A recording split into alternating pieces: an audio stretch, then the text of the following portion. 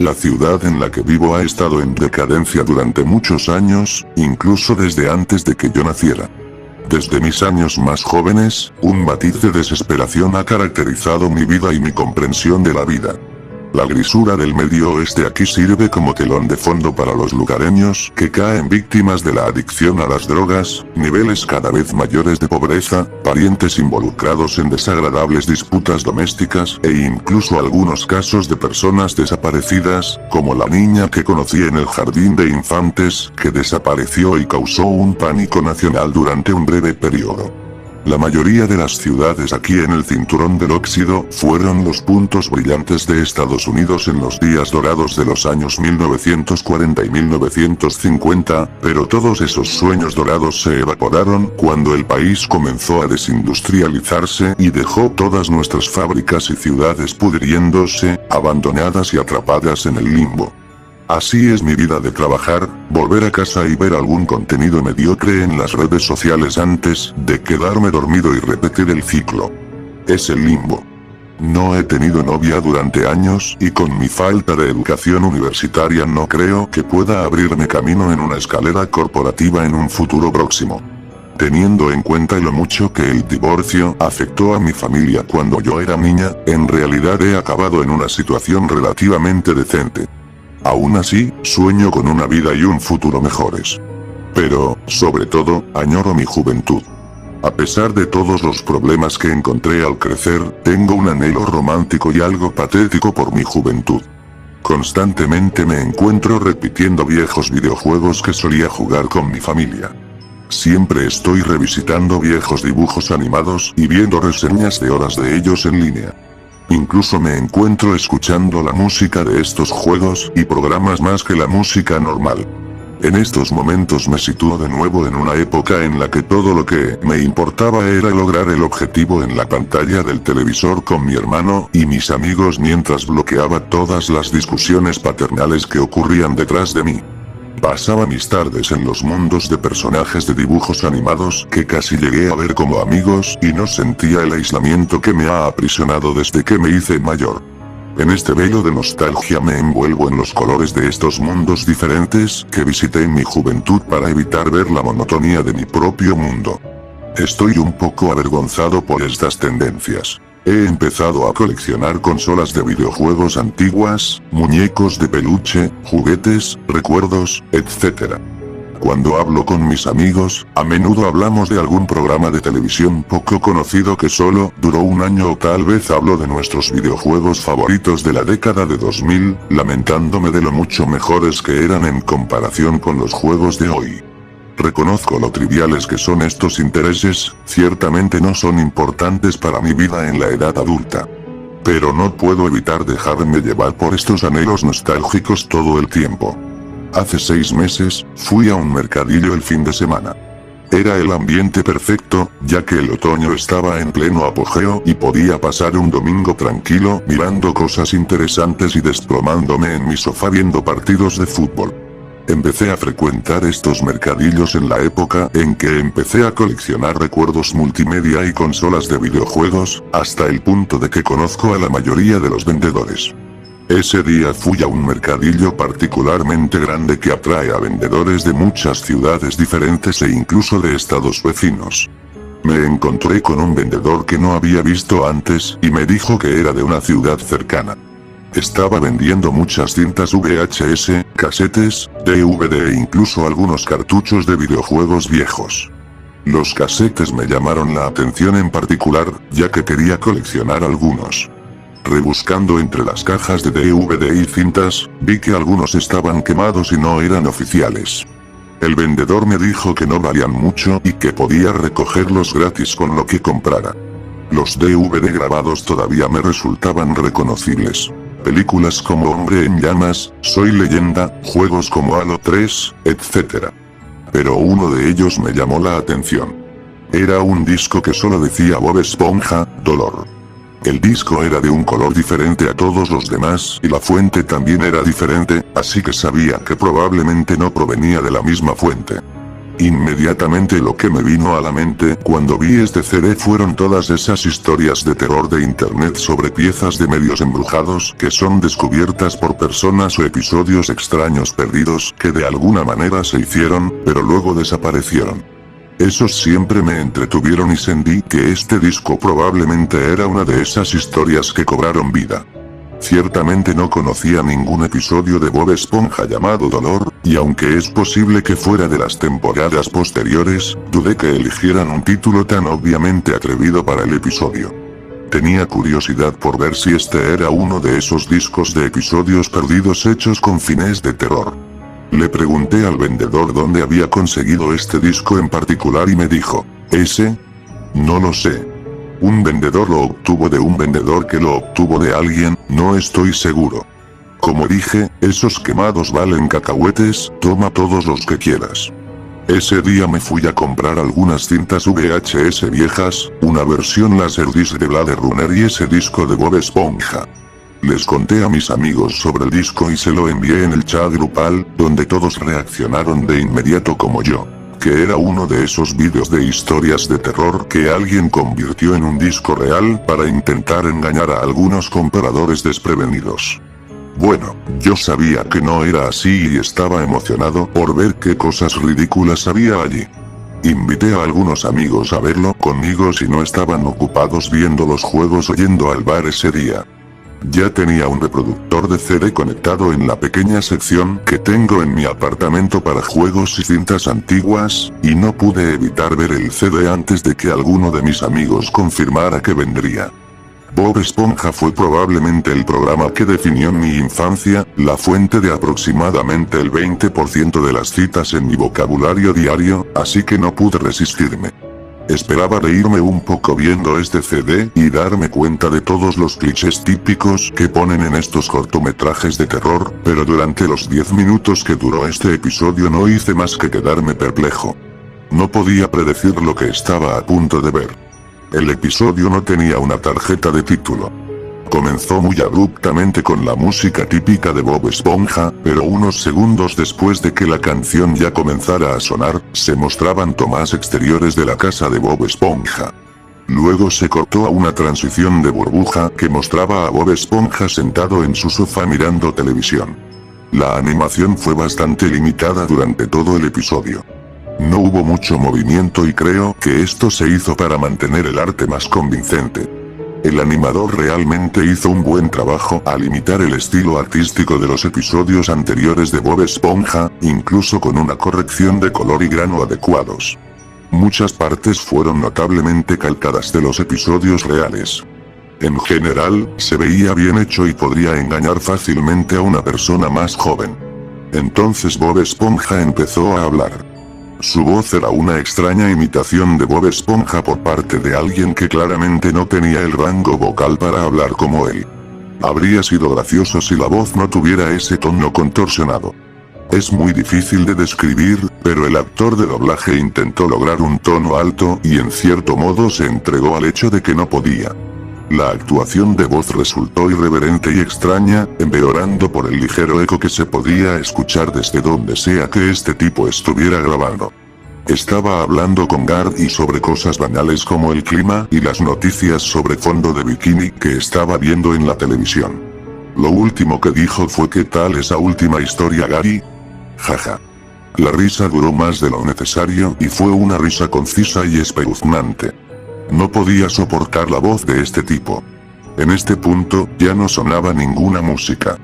Entonces Patricio tocó la puerta de Bob Esponja. El episodio mostró a Bob Esponja levantándose y caminando hacia la puerta con mucho esfuerzo. Los pasos estaban siendo claramente creados por el propio actor de doblaje, ya que simplemente pisoteó el suelo para imitar los pasos.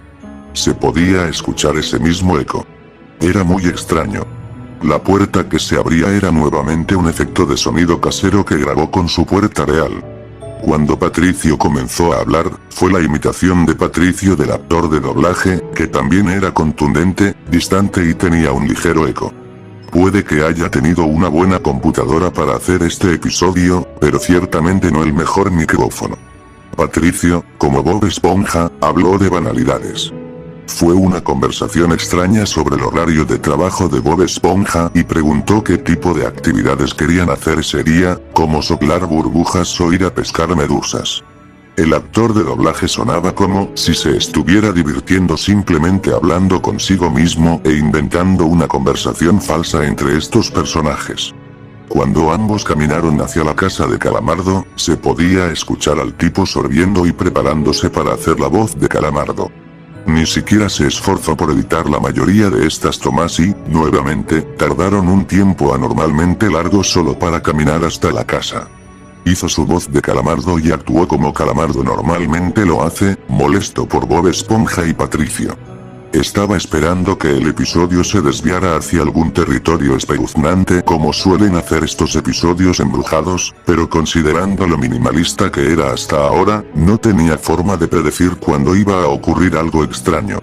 Después de una conversación básica, Calamardo se puso a despotricar contra Bob Esponja y Patricio por molestarlo por la mañana y sus comentarios se prolongaron durante mucho tiempo. Fue una diatriba en toda regla aparentemente improvisada por el actor de voz, y su actuación fue especialmente exagerada. Era extrañamente apasionado por las cosas que estaba diciendo. Habló de lo deprimido que estaba y de cómo no podía soportar que Bob Esponja y Patricio intentaran arrastrarlo fuera de su casa o molestarlo de la forma en que lo hacen los miembros desagradables de la familia. Habló de tener estos sentimientos mórbidos desde que era un niño, en este punto conteniendo audiblemente las lágrimas. En ese momento sentí ganas de reírme de lo absurdo de todo este episodio, pero la extraña vibra de todo el CD y la entrega de estas líneas me lo impidieron. Lo que realmente sentí en el fondo fue esta sensación de lástima y perturbación. Quien quiera que haya hecho este video, quien quiera que haya grabado estas líneas, claramente estaba hablando a través de los personajes. Estas no eran sus palabras, eran las suyas. El discurso de Calamardo sobre su ira y depresión fue más una confesión que otra cosa. Calamardo cerró la puerta de golpe y el episodio quedó quieto y en silencio por un rato. Por supuesto, fue un verdadero sonido de puerta cerrada desde el micrófono. Pasó un rato hasta que algo sucedió. Cortó a Bob Esponja y Patricio mirando la puerta y luego sus caras se enojaron después de unos segundos. Bob Esponja dijo, «Oye Patricio, estoy harto de este tipo». Y Patricio respondió, «Sí, siempre es así. Y a nadie le gusta. Es tan raro. Un perdedor. ¿Quién sabe qué hace detrás de esa puerta? Cosas locas. Estoy harto de esto». Bob Esponja respondió, «Vamos a atraparlo». Sí, jajaja. Como lo que salió en las noticias. Durante todo el episodio, las cosas se me iban poniendo de los nervios, pero a esas alturas ya estaba completamente desorientado. Los elementos más insignificantes de este episodio falso son los que lo hicieron perturbador para mí en lugar de entretenerme. Normalmente, estos vídeos estarían llenos de sangre, fallos, animaciones fuera de lugar, ojos rojos brillantes, lo que fuera. Pero este vídeo era todo lo contrario. Era aburrido. Tenía un tono espeluznante de puro vacío y extrañeza. Fluía como un episodio falso normal de Bob Esponja, parecía uno, pero no realmente. No era rápido, era lento y mezquino y se centraba en los pequeños detalles más extraños tanto de la animación como de la actuación de voz. Sobre todo, era impredecible. ¿Por qué tardaban tanto en suceder las cosas? ¿Por qué los personajes hablan de una forma tan extraña? Hubo una transición de burbuja. Era tarde en la noche y Calamardo estaba afuera montando en bicicleta por alguna razón. Tenía una cara inusualmente feliz. Luego, frente a un arbusto, una especie de tabla comenzó a sobresalir y Calamardo se estrelló contra ella casi cómicamente. Fue colocada por Bob Esponja y Patricio. Luego comenzaron a arrastrar a Calamardo hacia el arbusto y le cerraron la boca con cinta adhesiva. Ahora el episodio comenzaba a parecerse más a lo que esperaba, pero nuevamente, no pude disfrutar nada de él de una manera irónica. La secuencia fue extraña y mantuvo toda la vibra liminal y distante que todo el episodio tuvo hasta ahora. La actuación de voz estaba llena de extraños sonidos de jadeos y gruñidos. Cuando pegaron con cinta la boca, las manos y las piernas de Calamardo, creo que reconocí la animación que usó. Hubo un episodio en el que Calamardo fue realmente atado con cinta adhesiva, creo, y el animador parece haber calcado ese dibujo. Luego, Calamardo fue arrojado al maletero del autobarco. Fue bastante largo y el único audio que se escuchaba eran los gruñidos y la respiración del actor de doblaje. Las cosas estaban empezando a tomar forma y a parecerse más a lo que esperaba de este CD. No hubo transición de burbuja. Solo se cortó a Bob Esponja, Patricio y Calamardo en la casa de Patricio. Calamardo estaba atado y tratando de escapar. Mientras se retorcía, Bob Esponja dijo ¿te gusta eso, con la línea de diálogo más inquietante del episodio hasta ahora, porque era la más sincera. Entonces comenzó. Patricio sacó un cuchillo y se lo entregó a Bob Esponja, donde Bob Esponja comenzó a apuñalar a Calamardo repetidamente. La sangre fue animada de manera bastante cruda y se derramó de Calamardo de manera incremental con cada apuñalamiento. La sangre definitivamente no fue el enfoque principal del creador para esta escena, en cambio fue la actuación de voz. La escena continuó durante un minuto completo de apuñalamientos implacables de Bob Esponja. Por el audio supe que el actor tenía que haber estado actuando la escena en persona. Podías escuchar cada movimiento que hacía su cuerpo, cada vez que sus pulmones se contraían mientras gritaba y gemía, y podías escucharlo alejarse y luego acercarse al micrófono mientras realizaba esta escena. Estaba completamente inmerso en el asunto. Bob Esponja gritaba y disfrutaba sádicamente del momento, mientras Calamardo gritaba con la boca tapada con cinta adhesiva. El creador del vídeo les puso voz a ambos con un nivel de detalle insoportable. La escena duró tanto que se volvió completamente aburrida, pero nuevamente, esa sensación de extrañeza me impidió encontrar entretenida la absurdidad de esta escena. Era tonta, se prolongó demasiado, pero una vez más supe que esta persona detrás del episodio lo disfrutó. La actuación de voz era demasiado íntima y larga para que fuera una especie de broma de terror. Era honesta y profundamente espeluznante. Se divirtió fingiendo matar a alguien durante tanto tiempo como lo hizo, y después de que terminó, hubo un aura de catarsis. Hubo una respiración agitada y una leve risa de Bob Esponja. Mientras seguía murmurando cosas al azar para sí mismo de pie sobre el cadáver de Calamardo, dijo igual que Dora. Esa fue la única vez que me reí, supongo que la implicación fue que Bob Esponja mató a otro personaje de Nickelodeon, Dora la Exploradora. Una parte de mí estaba decepcionada con esta secuencia, siendo mucho más reservada y minimalista de lo que pensé que sería una escena de muerte sangrienta en uno de estos vídeos. La otra parte de mí seguía pensando en los extraños gemidos del actor de voz. Ahora asustado por toda la escena, Patricio le dijo a Bob Esponja después: Bob Esponja, nos van a atrapar por esto. Y Bob Esponja solo respondió con una risa incesante y torpe. Después de unos segundos de silencio, dijo: no te preocupes por eso. Estaremos a salvo. Luego, el episodio pasó a una típica tarjeta de título de Bob Esponja que decía 15 años después. El creador hizo la voz del narrador francés mal, por supuesto, y admito que fue algo gracioso. El resto del episodio no lo fue. Fue solo una serie de escenas ambientales que mostraban la vida diaria de los personajes. Bob Esponja estaba trabajando en el crustáceo cascarudo, Patricio estaba durmiendo. Don Cangrejo estaba contando dinero en su escritorio. Luego, pasó al exterior de la casa de Calamardo durante unos 10 segundos. Hubo una transición de burbuja y se cortó a Bob Esponja entrando a su casa exhausto después de un largo día de trabajo. Era tarde en la noche y comenzó a ver televisión con Guy. Fue otra escena extraña y vacía en la que no pasó mucho más que Bob Esponja luciendo deprimido y escuchando los sonidos de los diferentes canales que estaba haciendo clic. Uno de los canales tenía un presentador de noticias que decía todavía están en la búsqueda en este momento y preguntando a cualquiera que supiera, antes de que Bob Esponja cambiara a un canal diferente, esta vez alguien hablando de deportes. Después de otros 20 segundos, finalmente comenzó a murmurar algo a Gary. Fue solo una vez, Gary, no pueden juzgarme. Ni siquiera lo saben. Pensé que esto aparentemente se refería a él matando a Calamardo. Continuó. La gente hace cosas que son mucho peores en estos días. ¿Cómo creen que me hace sentir? Como momentos anteriores en el episodio, hubo otros murmullos que no pude entender.